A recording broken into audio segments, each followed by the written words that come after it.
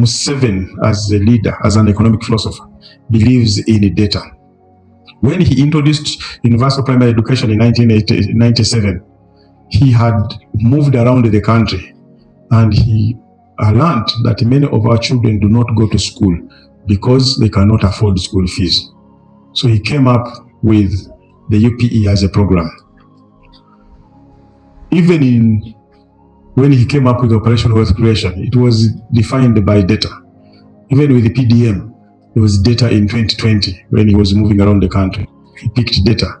People told him, these people are giving to themselves. He used the Uganda word when he was writing to Genocide. He said, they are just giving to themselves.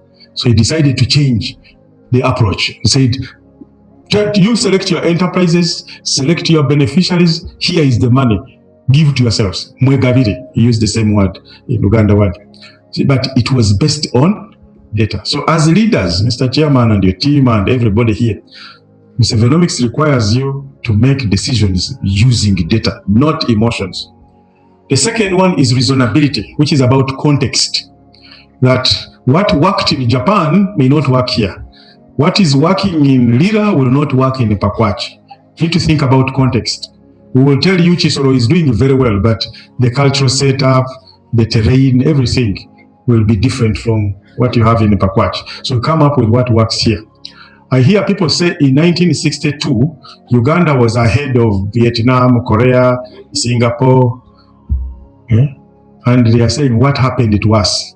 But what they don't realize that from 1962, Uganda took a destructive path. Meanwhile, the others have had the steady, what we used to call steady progress. They have had stability for a very long time.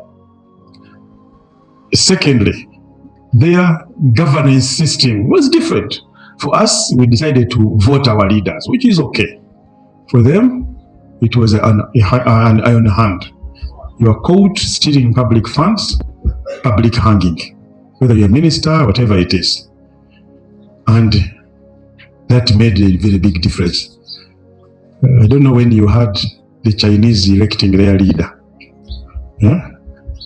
Last month of January, how much did we spend on elections? I'm not saying it is a bad thing because it's one of the pillars of the NRM democracy, but it costs a lot.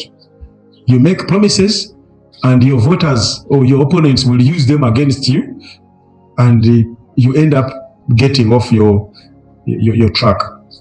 So context matters.